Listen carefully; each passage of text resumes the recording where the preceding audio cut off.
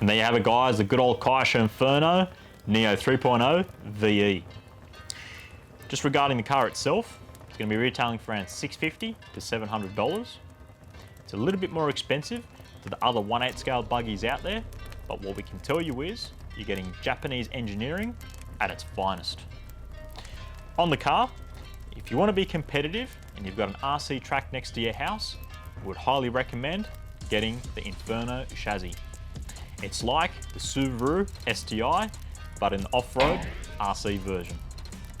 On the car itself, we had no breakages on the day. It was really nimble and fun to drive.